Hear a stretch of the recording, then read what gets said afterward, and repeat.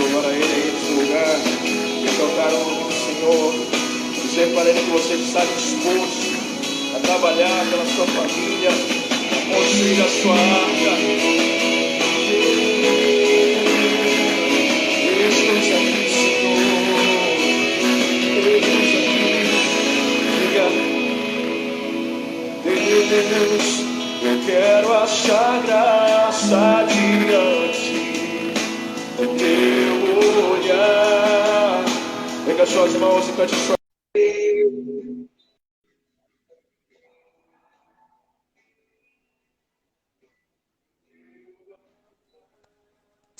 Opa! Mestre Adriano! Meu mestre! Como é que é? Paz, meu nobre. Sou pastor, teólogo, mestre, mais o que? Eu já nem sei mais. Servo tá bom. Não, servo tá bom. É muita. Servo tá bom. Servo tá bom? Tá de bom tamanho. Gosto dele. Essa aí é a única nomenclatura que não pode faltar, né? Tá aí. Essa não pode faltar jamais. Graças a Deus. E aí, como é que você tá? Tudo bem, meu santo. A gente acaba tendo mais atividade nessa pandemia do que fora dela, né? Aí Verdade. todo dia alguma coisa, né? Olha, a gente está fazendo as lives aí, primeiro por causa das igrejas que nós temos, que eu tenho a responsabilidade, né? Então a gente tem que estar transmitindo culto, palavra, oração, e fora as outras atividades aí, como a nossa aqui, né? Já estamos. Então, devagarzinho, vai chegando lá. Os amigos, né? Eu confesso que, assim, enquanto alguns, né, estão reclamando dessa situação, eu particularmente, assim, tenho louvado a Deus por tudo que tem acontecido, né? Primeiro, porque a Bíblia nos manda dar graças, né, por toda coisa.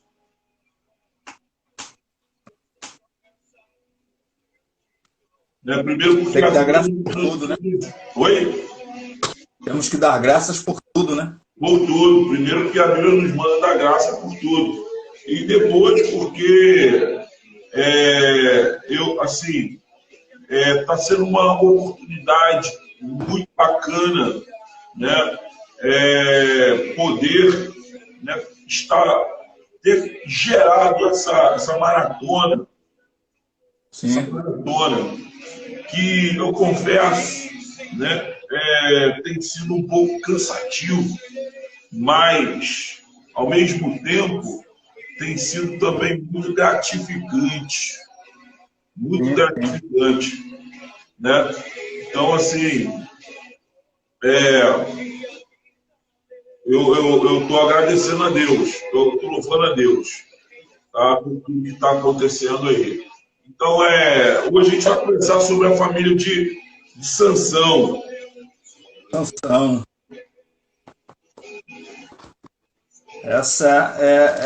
Esse é um personagem, vamos assim dizer, né, bem emblemático das Escrituras, e é muita coisa, hein, que se poderia tirar de lição aí da vida de Sansão, da família, né, Sansão. E tenho certeza que seria, né, um personagem que vai nos trazer muita coisa interessante. Hoje, eu tive conversando agora à tarde com o pastor Ivan, né? Pastor Ivan Ramos, né? O senhor não conhece, né? Mas é um amigo, ele serviu comigo, né? lá no meu quartel, lá no quartel onde eu sirvo. Nós trabalhamos lá desde 95 juntos, né? E ele esteve aqui hoje, né, conversando aqui no estúdio com a gente, conversando pessoalmente, e foi muito gratificante, foi muito bacana. Muito bom, né? Eu amei conversar com ele, né, nessa tarde. Né, estava falando com a minha esposa, estava falando com a Sueli, poxa, como foi bom conversar com o Ivan essa tarde.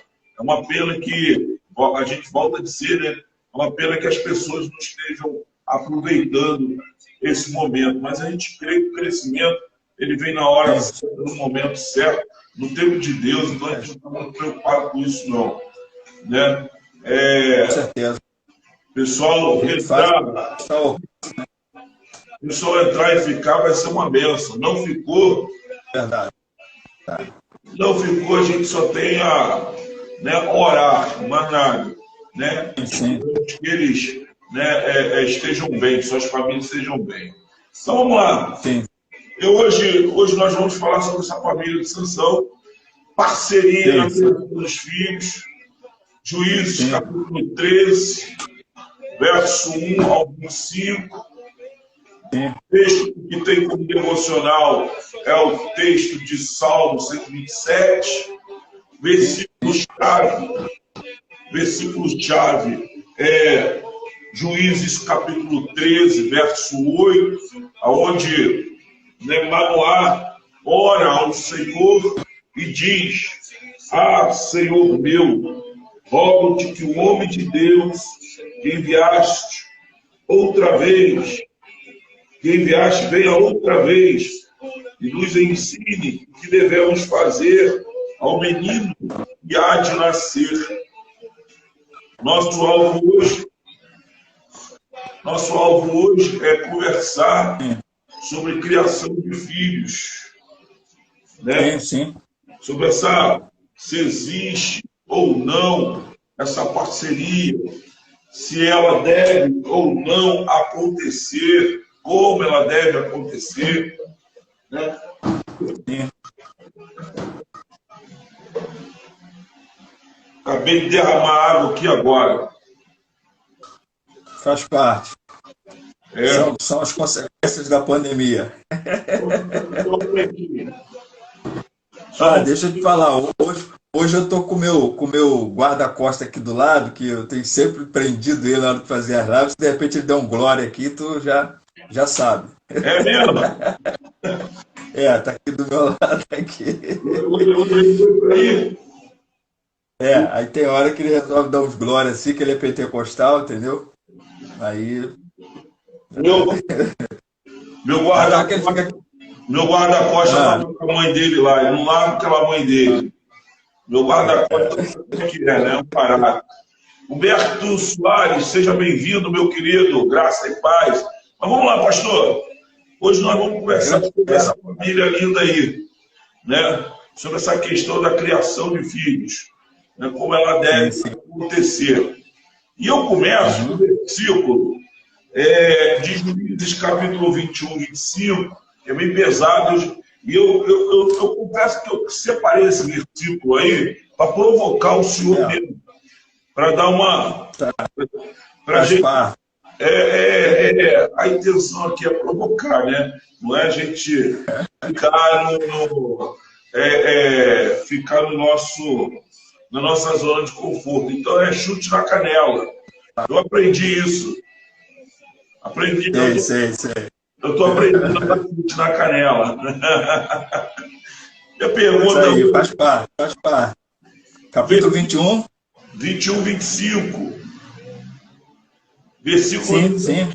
Diz assim: cada um fazia o que achava mais reto. Também podia ser usado, versículo também podia ser usado para descrever os dias em que nós vivemos no século XXI, com o seu relativismo, onde cada um parece fazer o que acha melhor. O que o senhor acha? Bom, esse texto, na verdade, ele é um texto peculiar do livro de Juízes, né? Lá os primeiros capítulos já começa revelando isso, porque é muito importante a gente entender um pouco do contexto histórico dessa época dos juízes, né? Foram mais de 300 anos, 350 anos de história aí, entre 13 juízes, e o último deles é Sansão, em que o povo está num ciclo de pecado. Aí vem juízo de Deus, que era a partir da opressão de algum povo estranho, de algum povo que estivesse ali ao redor, né? E aqui na época de Sansão são os filisteus, até que o povo, depois de muito tempo debaixo de uma opressão, esse povo chegava ao arrependimento. Quando chegava a ser arrependimento, é quando Deus levantava um juiz, que era um juiz libertador. Esse é um texto que traz para a gente a reflexão até para os dias atuais, porque, na verdade, o que a gente está vivenciando hoje também é um pouco disso, né? Infelizmente, o povo procura fazer, ou a maioria procura fazer aquilo que lhe parece bem. Essa é a grande verdade, né? Eu sempre costumo dizer que nós ainda estamos manifestando a síndrome adâmica, a síndrome de Adão. Quando você encontra lá no Gênesis a história da conversa da mulher com a serpente, e o que a serpente reinterpreta o que Deus, na verdade, disse, tudo nada mais é do que essa tentativa humana de uma liberdade, de uma autonomia para justamente fazer o que bem parece correto, né? Seguir o seu próprio coração. Infelizmente, isso não é uma característica hoje e que, a meu ver, eu penso que seja o correto pelas Escrituras, continua sendo a síndrome de Adão em nós. Nós não queremos nos submeter à vontade do Eterno, à vontade do Soberano, à vontade de Deus. Isso ainda é um problema no meio cristão também, a grande verdade é essa. E a gente vive dentro desse contexto, do contexto em que cada um se acha conhecedor do bem e do mal, que isso é outro probleminha que a gente ainda carrega, né? A gente ainda está acreditando que a gente pode conhecer o bem e o mal, mas tudo isso foi dentro de um contexto do engano, né? Quando Satanás diz para tanto Eva quanto para Adão de que eles conheceriam o bem e o mal quando estivessem comendo daquele fruto. Então, continuamos nessa mesma situação, nessa mesma síndrome adâmica, num contexto em que nós estamos ainda querendo fazer o que parece bem. E esse foi um problema da época dos juízes. Esses 21 capítulos aqui, se a gente ler, será exatamente uma demonstração disso. Naqueles dias não havia rei em Israel, quer dizer, não havia uma liderança, não havia um governo, não havia um referencial, não havia alguém que pudesse guiar, alguém que pudesse orientar. Isso no sentido humano aqui, mas é claro que também isso desembocou no sentido soberano, ou divino, ou espiritual, e cada um fazia o que achava mais certo. Em algumas versões diz o que parecia bem os seus próprios olhos fazer. Então, meu amigo, essa é a realidade que nós estamos vivenciando hoje. E agora, deixa eu só abrir um pontozinho aqui, que talvez não esteja dentro do que você vai abordar comigo. Por isso que, a meu ver, situações como essa que a gente está vivenciando agora, que é de uma pandemia, e que de modo soberano Deus assim permitiu, vamos usar esse termo permitiu, só para não ficar entrando nos desdobramentos teológicos de soberania divina e responsabilidade humana, mas é numa hora dessa que esse texto aqui acaba não podendo acontecer na vida de muitos de nós. Quem é que pode fazer o que bem parece aos seus olhos agora? Quem é que pode fazer o que acha que tem que fazer agora? Porque vem uma realidade nua e crua, batente, que vem sobre nós e nos deixa justamente sem chão, sem eira nem beira, como a gente costuma dizer no carioquês, sem nenhum poder de nada, sem controle de coisa nenhuma, e que aí sim, até para os que não creem, até para os que sejam os ateus da vida, tem que se subordinar a um único que é o Todo-Poderoso e que pode, de alguma forma, dizer qual é a direção, para onde a gente vai, e que pode simplesmente, no estalar dos dedos, acabar com tudo isso que está acontecendo aí. Então, uma realidade que vem para mostrar a nossa incapacidade de resolver, né, as coisas que nós acreditamos poder fazer, até até mesmo no lugar de Deus, né? Nessa hora, nós simplesmente estamos todos de mãos atadas. Não podemos fazer nada, não podemos caminhar para o caminho, não podemos reagir, porque a reação pode nos levar à morte. Então, a gente simplesmente tem que nos recolhermos à nossa insignificância e ficarmos quietos ali, até que, né, do alto dos céus venha o socorro. Porque, na verdade, o socorro só vem dos altos céus. Boa noite, Genildo Félix. Boa noite. Seja bem-vindo, graça e paz. Tudo bem? Oi? O pessoal está chegando aí. O pessoal está chegando aí. Né? Então, assim, é um momento que mostra a nossa incapacidade, a nossa limitação, né?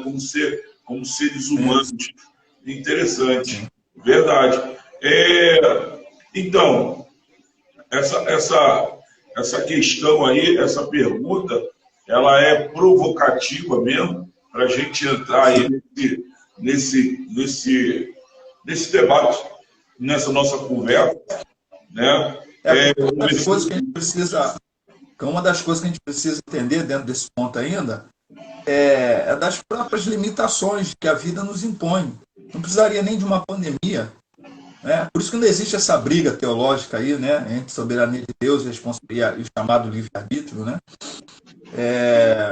Que você tem uma exposição bíblica relacionada a isso, e que, ao tempo que você tem um Deus que te responsabiliza, um Deus que te cobra posições, um Deus que espera de você decisões e escolhas, um Deus que espera de você compromisso, mas, por outro lado, você também entende que a soberania só pertence a Ele. Né? Então, você é alguém, a soberania só pertence a Ele, e o mundo em que vivemos é um mundo de limitações.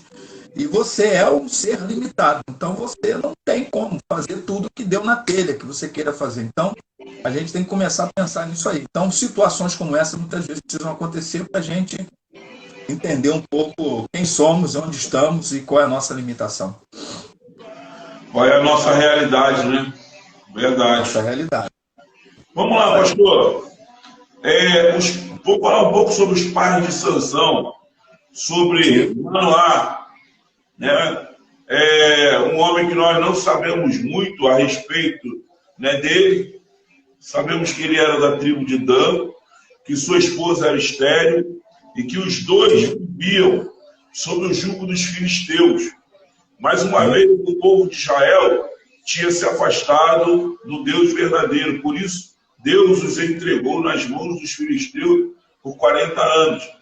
A vida deve ter sido difícil para Manoá e sua esposa, mais ainda com a falta de bênção de filhos. A falta de bênção de filhos ainda é um problema hoje nos casamentos? Você está falando no sentido de casais sem filhos, nesse sentido? Casais sem filhos, casais como eu, que não podem ter filhos. Olha, eu entendo, essa resposta vai depender desse casal.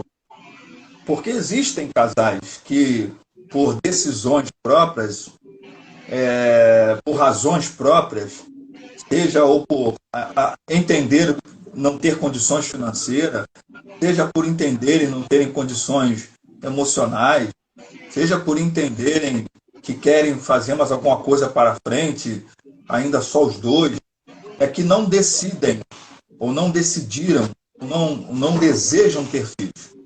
Então, eu entendo que, ainda que as Escrituras digam que os filhos são bênçãos do Senhor, porque são pessoas, são seres humanos, então a Bíblia também, por questões até da tradição judaica, vai enfatizar isso, são bênçãos do Senhor.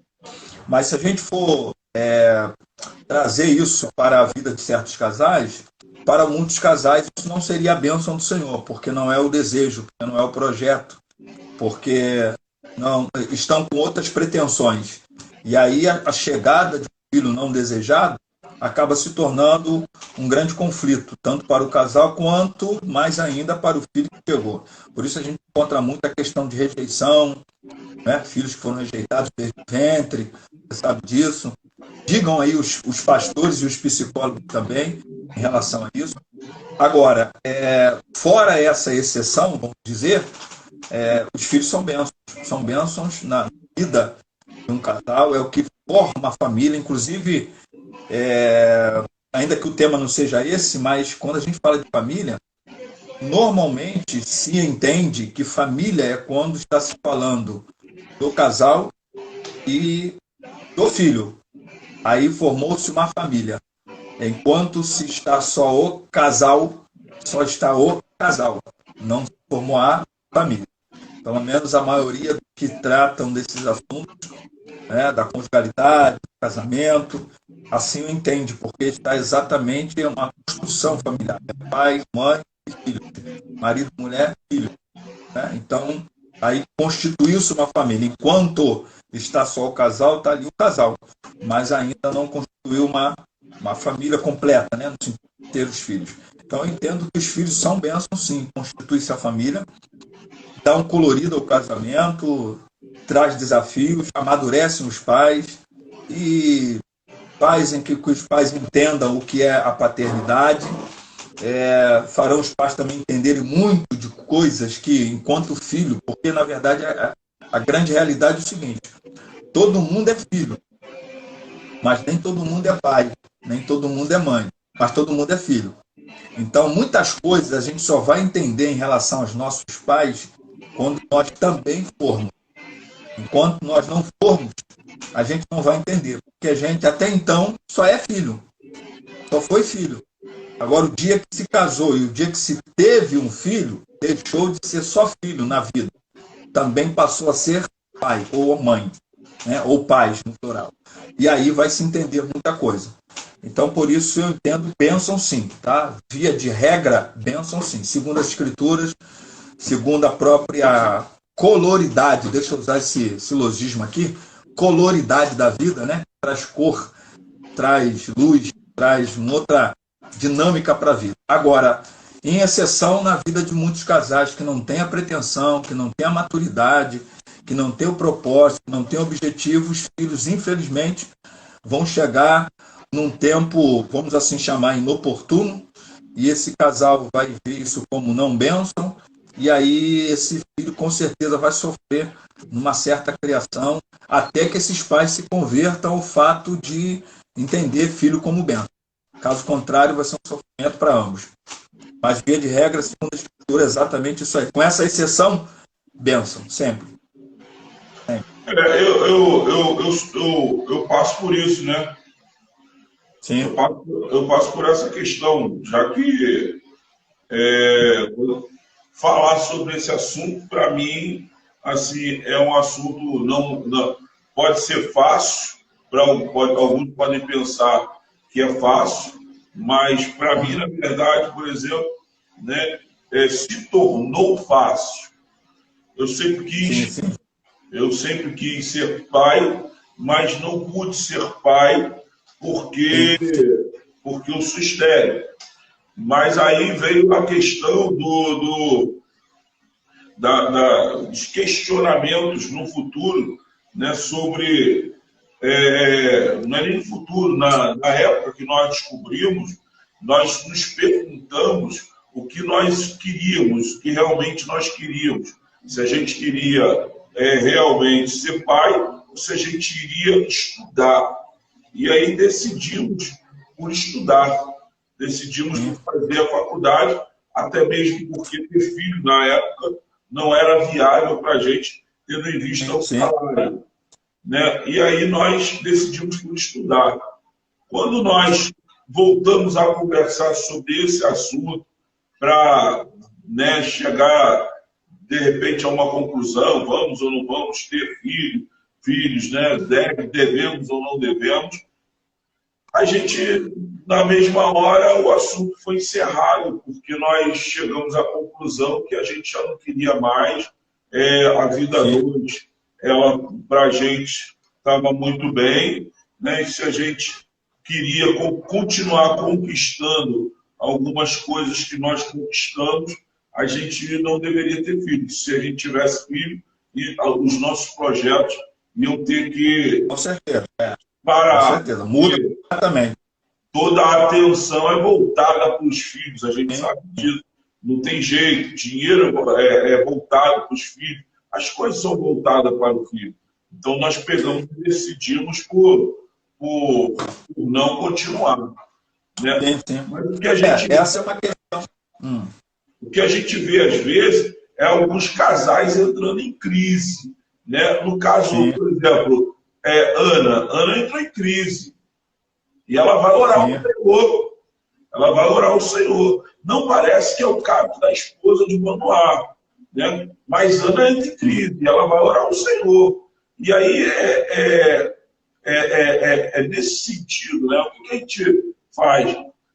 Na verdade, eu sei que não existe uma receita de bolo. E que agora a pergunta eu vou buscar o Senhor. Mas aí a coisa não acontece. Você vai para os exames, não acontece. Tudo não acontece. O que se faz? Esse é um assunto bem delicado, claro, é verdade. Por quê? Porque cada caso, eu volto a dizer, né? Em relação à sua pergunta inicial, os filhos são bênçãos? São bênçãos. Agora, a gente tem exceções de situações. A sua, como você colocou, é uma questão que talvez tenha que partir para tratamento, ou tenha que partir para adoção, ou tenha que partir para alguma outra solução de se ter, né, filho, né? Talvez tratamento ou adoção. Isso é uma outra coisa, é um outro caminho, é um outro processo.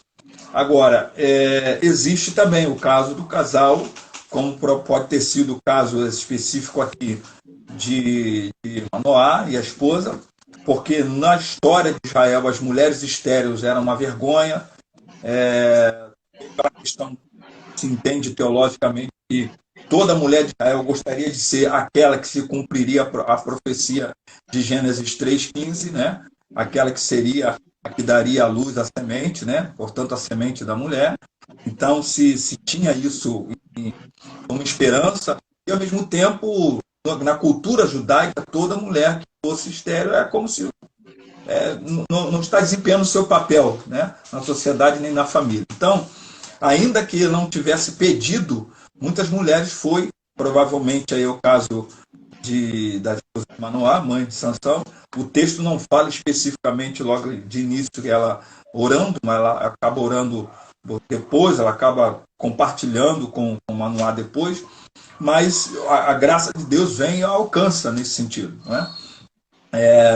Então hoje a gente tem uma situação muito, muito complicada para cada caso ser tratado à parte. Como, por exemplo, você tem aquele caso da adolescente que se engravidou, né, fora do tempo, da hora, ou daquele casamento que acabou sendo um casamento para se resolver uma outra coisa, e aí de repente vem o filho. Enfim, então a gente tem hoje alguns casos que eu vou denominar de exceção. Alguns casos específicos de exceção em que a chegada de um filho ela pode ser bem trabalhosa, bem complicada, que precisa de se trabalhar para que a coisa torne-se bênção. Mas seria assim, a chegada do filho no momento inoportuno, vamos usar esse termo, ok? Porque, como você disse, não existe uma receita. Agora, daquele casal, no caso aqui, da mulher que está até então estéril ou por alguma razão ainda não engravidou e parte para a oração, eu penso que essas coisas precisam ser equilibradas. Tem que se entender, claro, oração acima de tudo, Deus é o Senhor da vida, mas a gente encontra muitos casos de casais e até das mulheres especificamente que estão em oração, estão em jejum, estão em tanta coisa assim, campanha e tudo mais, e de repente não se viu outros lados necessários a serem analisados, a serem vistos, e aí entram em crise espiritual, porque, tipo assim, tem gente que não foi ver por que não engravida. Não é? Se o problema está nela, se o problema está no esposo, se é esterilidade, se não é esterilidade, se é dificuldade de gravidez de risco. Não é? Eu tive, por exemplo, tenho, né, porque está viva e ainda é ovelha. Uma ovelha que ela teve mais ou menos duas gravidez que se perdeu o filho. Foi uma tristeza total. Ela querendo ser mãe, e aí teve a primeira gravidez, 2 meses perdeu, aquela tristeza toda, aquela coisa toda e tal. Passa um tempo, engravidou de novo, aí todo mundo feliz, contou na igreja, e pá, aquela coisa toda, e aí não deu 3 ou 4 meses de novo, é uma coisa. Aí foi aquela decepção total. Aí fica batido na fé, fica aquela coisa toda, até que a gente buscou, eu, né, como pastor, com ela, com o esposo, vem cá, vocês já viram o quê? Qual o problema? O que está acontecendo? Procura um médico, vê o que é. Aí, quando o médico foi, disse assim, ó, a sua dificuldade é justamente que o útero ele se abre, né? Não segura a gestação. Então, tem que fazer uma espécie de uma mini cirurgia para segurar essa gravidez, é a gravidez de risco, e tem que ficar aí todo o tempo, quase de pé para cima, quase os 9 meses de repouso. A gravidez é até o final. Aí, quando chegar a época que fizer os 9 meses, né, e tal, e aí, então, já marca, vai lá e faz cesariana e acabou. E aí, conseguiu-se. Né? Graças a Deus, foi desse jeito. João Miguel. O menino não fez nem 3 anos direito, tá grávida de novo. Aí agora, aí já sabe. Aí o que vai fazer? Aí já sabe. Aí, meu filho, o menino ainda tá assim, bem pentecostal, né? Aquela criança bem pentecostal. E aí olha o trabalho. Trabalha, ficou grávida e tal, aí já foi pro médico, acho que é a sexta-feira agora que ela vai ao médico lá para fazer essa cirurgiazinha e tal, para segurar lá o bebê. E automaticamente, o que vai ter que fazer? Né? Ainda mais que esse negócio de pandemia vai voltar, vai ter que ficar uma semana fora do filho, né? Primeiro que ele vive, né, toda hora subindo nela, e então vai dar problema. Né? Que é colo, enfim, aquela coisa toda. Né? Como eu disse, ele é pentecostal roxo, né? Nesse sentido. Então, vai ter que ficar afastado dele um pouco, e ainda vai ter alguém para poder ajudar nesse sentido aí durante toda essa gestação, porque ela não vai poder fazer um monte de coisa. Não pode subir escada, não pode. Ele deve ter que ficar. Então, hoje você encontra algumas pessoas que querem, estão numa luta, mas tem que se ver muita coisa. Então, estou dando um exemplo dessa ovelha porque ela teve que ter 2 perdas de filhos, né? 2 abortos, né? Voluntários, para poder tomar a iniciativa junto com o esposo e ao médico para saber qual o problema, o que está acontecendo, como é que seria. Então, assim, a oração sempre, né? Deus tem que estar sempre em primeiro lugar. Mas é muito importante se dizer a todo casal, principalmente toda mulher, e não é só a oração, mas uma hora dessa não é só a oração. Ela tem que procurar saber qual é a dificuldade. E se entender lá na frente que não há nenhum meio humano pelo qual possa vir a ser engravidada, aí só o milagre do Deus eterno ou a decisão do casal de uma adoção. Aí já outros 500. Né? Cada caso desse é um capítulo diferente, né? Como é que é ter, hein, pastor?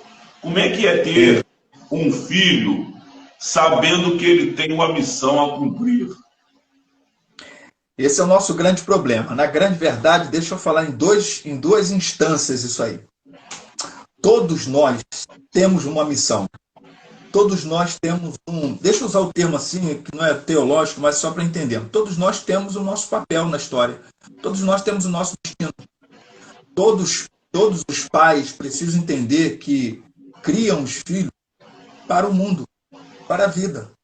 Então, vai chegar um momento em que ele vai simplesmente dizer assim, bom, agora é a hora de eu conduzir a vida e estou debaixo da sua bênção, mas agora é a hora de eu conduzir a minha vida. Então, isso já é missão. A gente precisa entender isso. Qual o grande problema que a gente encontra hoje nos casamentos e na relação pais e filhos?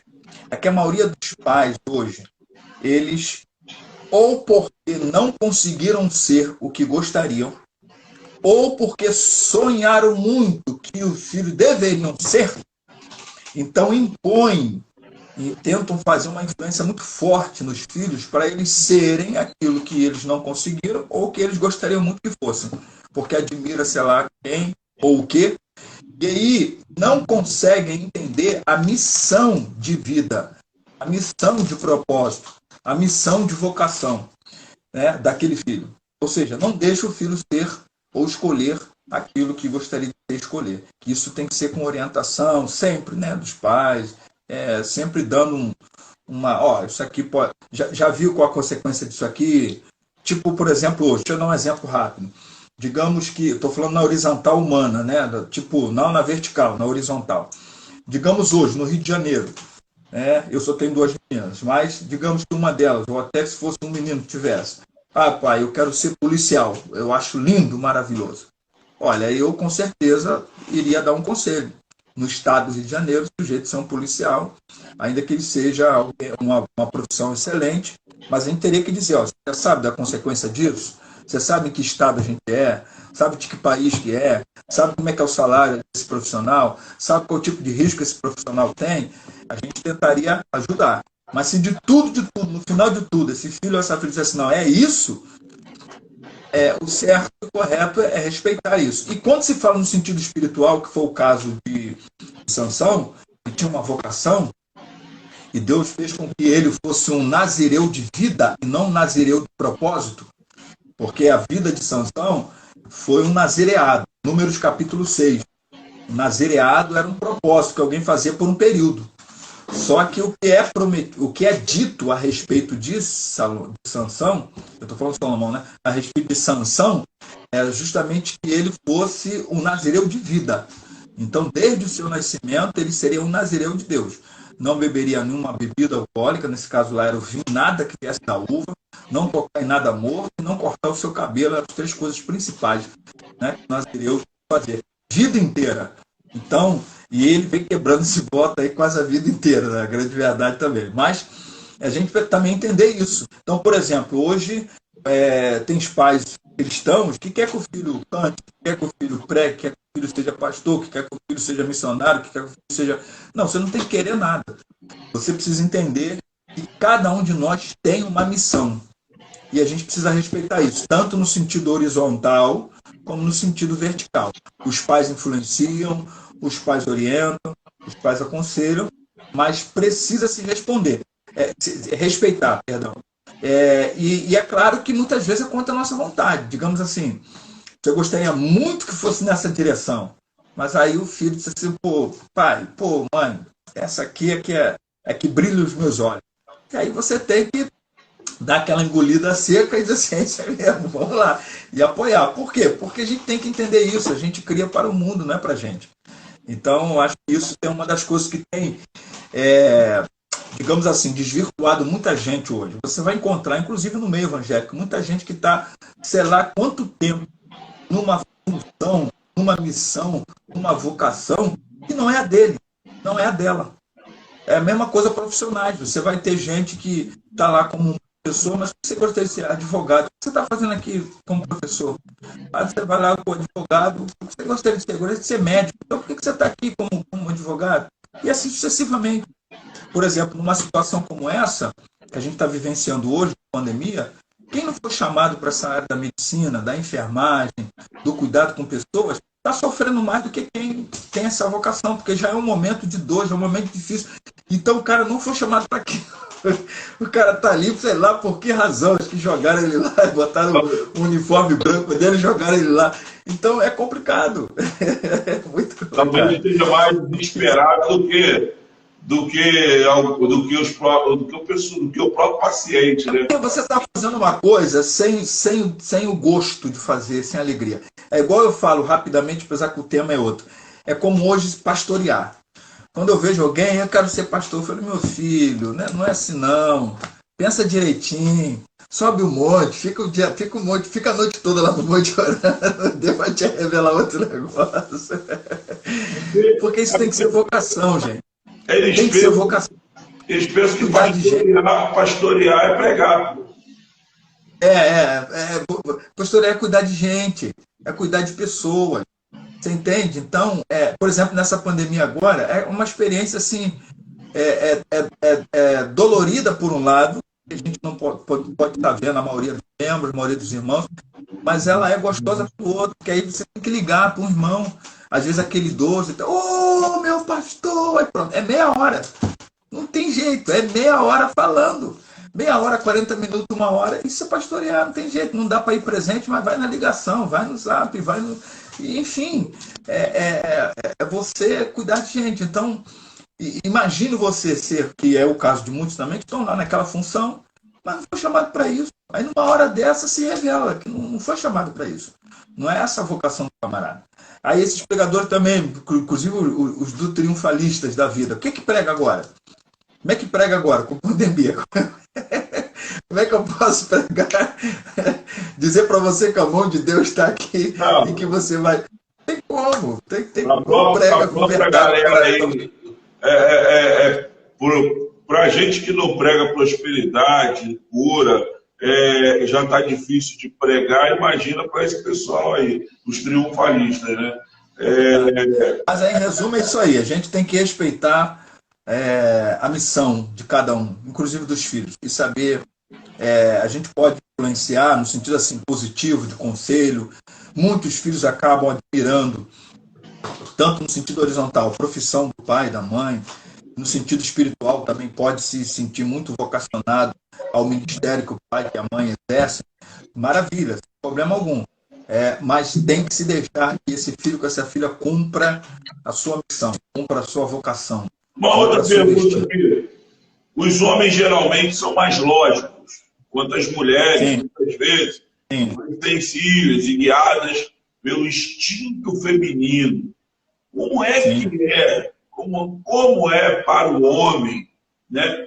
E aí eu falo para o homem, como o senhor acha que foi para Manoá receber tal notícia da mulher? O anjo veio e me disse.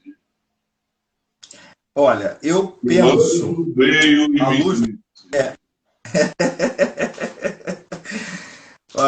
Eu penso que, à luz do contexto, inclusive teologicamente se entende que é uma teofania nesse texto, tá? De Juízes 13. Pelo menos as características desse anjo aí, segundo a teologia veterotestamentária, é uma teofania. Então, entende-se que o Senhor dirige-se diretamente a esta mulher, que inclusive é muito interessante. Olha que coisa interessante. Deus fala com a mulher, mas o nome dela não está no texto. Legal, interessante, é verdade. O nome dela não está no texto. Todo o texto, a história de Sansão, do capítulo 13 a 16, vai falando o nome, mas Deus começa falando com ela. E eu entendo, sim, primeiro é Deus mostrando a igualdade. Segundo, porque assim, a grande agonia, ela não está, naquele contexto principalmente, não estava tão forte no homem, ainda que eu tivesse. Estava muito mais forte na mulher, porque quem era, a princípio, a estéril, como o texto diz? Ela, não ele. Então Deus começa a vir a falar com ela. E aí ela vem e compartilha com ele. Aí vem aquela questão da igualdade nova, aquela questão da parceria, aquela questão de estamos juntos, ainda que Deus veio falar com ela, né? Como mostrando carinho, mostrando a sua vontade graciosa para com ela, mas ela vem e comunica a ele, o Senhor me falou. E aí é quando ele pede e ora também para que o Senhor voltasse a falar a eles e orientasse-os como criar esse filho. O que eu entendo que tem que ser feito corretamente, para que, até porque se está falando de uma conjugalidade. Então, vamos usar o termo assim, a racionalidade masculina precisa casar-se com a sentimentalidade feminina. Tá? Meu silogismo aqui. Tá? Por quê? Porque só razão ela não funciona na conjugalidade, porque você fica insensível a muita coisa. Insensível às coisas espirituais, às coisas emocionais mesmo, as coisas da relação, as coisas da sociabilidade, as coisas da familiaridade, as coisas do dia a dia. E aí não dá para você andar nessa vida só razão e logicidade. Não dá. E a gente tem que aprender isso aí. E também você não pode ser um cidadão da emocionalidade sempre. Só do sentiu, do viu, do se arrepiou, do chorou, do se comoveu. Você tem, então, nessa conjugalidade da lógica, a razão, com a emoção e o sentimento, que a coisa vai na direção certa, de modo equilibrado. Então você não fica nem totalmente emocional, nem totalmente racional. Por isso que, mais uma vez, a parceria da conjugalidade tem que acontecer aí. Senão fica complicado. Quando é só a voz masculina que se faz valer a racionalidade faz presente naquela relação. E aí vai só se tomar decisões calculistas, porque razão leva a gente a somar o negócio. 1 mais 1, 2, ponto, acabou. Né? 2 mais 2, 4, ponto, acabou. E aí vai. 10 dividido por 2, 5. Ponto final. Vamos lá, vamos fazer o cálculo do negócio. E a gente, em muitos momentos da vida, a nossa decisão ela precisa considerar a questão emocional, a questão sentimental, a questão da sensibilidade, a questão da percepção da relação, até porque casamento, família é relação, né? Não deixa de ser. Então, na relação, a gente não pode negar jamais o que nós chamamos de emocional. Entendeu? Então, é nesse caminho aí. Tem que ter e se o casamento também for, porque muitos casos de casamentos, às vezes até acontece com o homem também, tá? Você sabe que há casamentos que às vezes até inverte. A racionalidade está com a mulher e a sentimentalidade está com o homem. Né? Infelizmente. Ainda que seja exceção à regra, mas às vezes acontece. Mas assim, independente de onde está a razão e onde está a emoção, se também um casamento, uma família estiver sempre sendo regida pela emoção, vai tomar muitas decisões erradas. Vai ter muita coisa ruim aí, porque vai ficar vivendo só pela emoção. Um momento como esse agora, por exemplo, você tem gente que está com medo de chegar ali na padaria para comprar um pão, não é? Porque não está agindo pela lógica, pela razão, só pela emoção. Entendeu? Mas tem gente também que fica racionalizando muita coisa e não entende o lado emocional dessa pandemia que nós estamos também iniciando. Então, tem que estar conjunto. Senão fica difícil. Vou te falar, eu fico revoltado com o Instagram por causa desse negócio da limitação do horário. Sim. 47, amigo. A gente tem 10 minutos. Falamos nada, né? A gente tem mais 10 minutos, a gente não falou nada. A verdade é essa. Mas eu vou pular aqui. Vou pular algumas perguntas aqui, né? Vai para as mais atribuladas aí. Não, a número 7 é interessante. Claro que a gente deveria falar da 6, mas a 6, a 7 é um complemento da 6. Então eu vou para a 7. Né? O 7 diz assim, a pergunta número... claro, o senhor tem aí, não sei se o senhor leu, é meio provocativo, porque é bom notar, né, que em Efésios 6,4, a palavra pais no grego é para os homens e não para homem e mulher. O pai tem a responsabilidade de criar os filhos na disciplina e na admoestação do Senhor. O pai crente deve seguir o exemplo de Manoá e orar para que o Senhor os instrua como criar seus filhos, ou o pai deve assumir isto sem a ajuda da esposa? O que eu acabei de falar anteriormente. Quando a gente fala de conjugalidade, a gente tem que entender os papéis são distintos, tá? Isso fala-se da ordem da criação. Tá? Os papéis são distintos. Quando Paulo faz a exposição lá, 1 Coríntios 11, nos primeiros versos, ele fala dessa ordem da criação. Então, essa ordem da criação, ela tem a ver com os papéis. O homem tem o seu papel de liderança, o seu papel de chefe da família, o seu papel daquele que é o provedor, o seu papel daquele que é o cuidador. E a mulher tem o seu papel de aditora, de auxiliadora. Mesmo cada um com seu papel distinto, na conjugalidade, na família, tende a haver essa harmonia. Não pode o homem simplesmente pensar em resolver sozinho. Então, o Manoá tomou a decisão exatamente certa.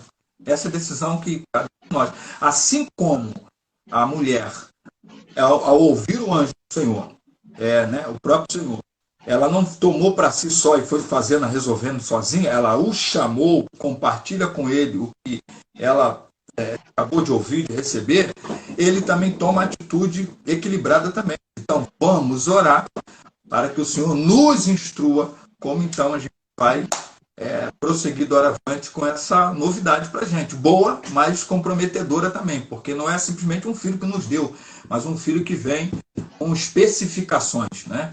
Vamos assim dizer, um filho que será fabricado com especificações, algumas especificações das quais a gente tem que trabalhar quer que ele seja adulto, e aí ele vai seguir as especificações se assim ele for de bom senso. Então, o caminho é esse, pode ser diferente. Senão não dá certo, a grande verdade é essa, não dá certo. Os pais de hoje estão preocupados demais com a intelectualidade dos filhos e até mesmo com o físico deles.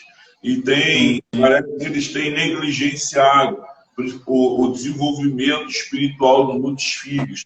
Nós não vemos os pais estimulando os filhos, hoje, dentro das igrejas, a buscarem o Senhor, a buscarem, por exemplo, a gente falava muito dentro das igrejas pentecostais, né, na minha época, né, se falava muito sobre a questão da busca do Espírito Santo, pelo batismo com o Espírito Santo. Nós temos muitos jovens hoje dentro da igreja que não sabem nem o que é batismo com o Espírito Santo, não buscam isso dentro das igrejas, não se preocupam em ir para o monte, né? não se preocupam em ler as Escrituras, em orar. Não tem, muitos jovens hoje não têm uma vida com Deus. E aí a pergunta é em Lucas 5:22, Lucas 2:52, nós temos parece que nós temos ali o perfeito padrão de desenvolvimento para a criança. Né? Quando o texto diz, e crescia Jesus em sabedoria intelectual, estrutura física, estatura, né? No caso física, e graça diante de Deus, espiritual, e dos homens, social. O que o senhor tem a respeito disso para falar para a gente? Qual é o conselho que o senhor daria aos pais a respeito disso?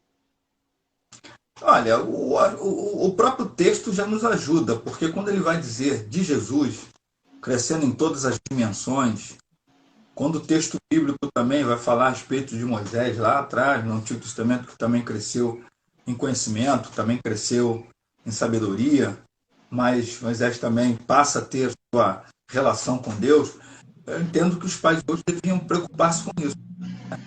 Essa preocupação de instruir os filhos, ainda que não tentando formatá-los, mas formá-los, né? No sentido de não só informação, mas uma formação cristã, no caminho certo. Então, não é só pensar no bom estudo, mas é pensar também na espiritualidade. Aquela coisa que você já leu a palavra, orientar ali a palavra, orientar a oração, orientar a vida com Deus. Eu acho que esse é o caminho. Pode ser diferente, não. Porque senão você pode ter alegria por um lado e tristeza pelo outro. De repente, por uma negligência de instrução.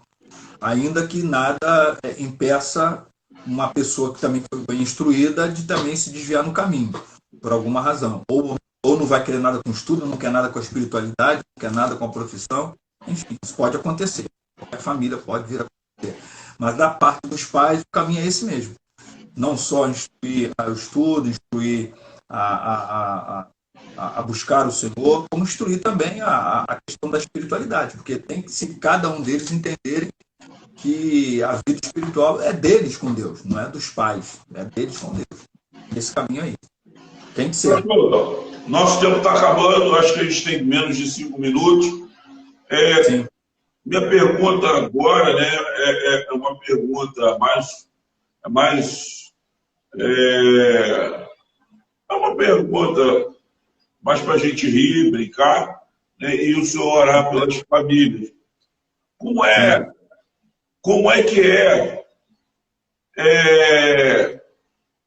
o homem lógico diante de 3 intuições femininas? É o meu caso. É o equilíbrio, tem jeito não. Muita oração, muito equilíbrio, perseverança, sustentabilidade do eterno, é por aí, meu filho, não tem jeito. Agora, tem hora que a gente tem que mostrar, bem dentro dos cálculos dos resultados, qual é o resultado que vai dar. Aí olha, realmente, então é isso aí. Aí eu consigo vencer. A maioria eu perco, mas de vez em quando a gente vence alguma coisa. Essa pergunta parece uma brincadeira, mas tem muitos lares aí que é semelhante ao seu e do evangelista Iraguchi. O Iraguchi tem 4 meninas e a esposa. né? E aí vem, e o senhor tem 2 meninas e a esposa, 3. E a minha pergunta é para alguém que vive essa experiência dentro de casa. Eu achei ela, é claro, né? Eu brinquei, mas na verdade, qual o conselho que o senhor daria para os irmãos aí, ou para quem não é crente, né, também, como lidar com essa intuição feminina quando dentro de casa o homem tem 3 filhas, 4 filhas, sei lá, mais a mulher ainda. E vamos supor se a intuição feminina for diferente. E aí? Olha só, essa é uma realidade dos dois lados, né? Eu conheço famílias também em que só tem homem na casa, então a única mulher é a esposa mesmo. Então é o pai com 5, 3, 4. Então acaba sendo o inverso.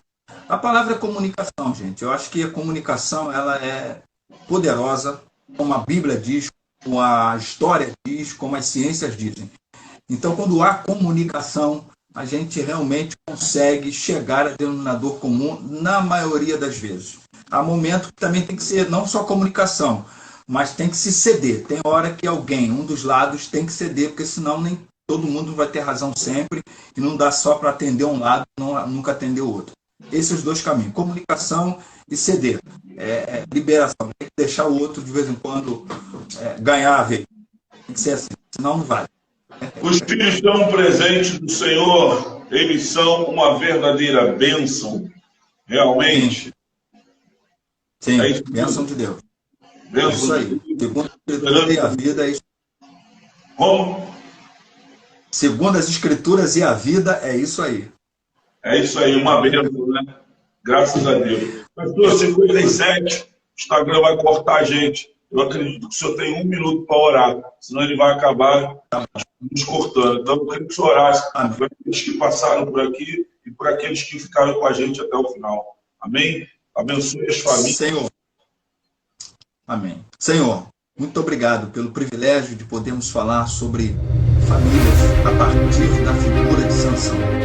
Que tudo quanto falou seja edificante, gratificante, importante na vida, na alma e no coração de todos que nos ouviram e que ainda ouvirão.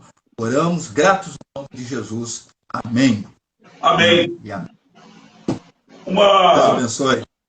Obrigado. Obrigado por mais uma vez. Obrigado a gente aqui, né, pelo carinho que o senhor tem tido com casais saudáveis. Né? Quero aguardar o senhor aqui no estúdio qualquer hora, né, para a gente conhecer aqui nosso novo ambiente, como é que ele está, para gravar aqui com a gente. E louvo a Deus pela sua vida. O senhor tem sido uma bênção para todos nós. O senhor é um presente de Deus. Né? Obrigado por tudo, obrigado pelos conselhos, obrigado por estar com a gente. Aqueles que estiveram com a gente até agora, né? Deus abençoe essa pessoa. Divulgue o nosso canal aí, né? Se as pessoas perderam, pode ir lá no YouTube, lá no nosse canal, inscreva-se no nosso canal e veja os nossos vídeos, Pastor Adriano. Tem dicas lá para os casais, né? Eu tenho, e ainda tem as nossas lives. Todas elas estão indo para lá. Tá? Que Deus abençoe sua vida grandiosamente. Pastor, obrigado. Instagram já está postando a gente aí. Tchau, tchau. Paz para todos aí também. Nossos irmãos aí. Deus abençoe.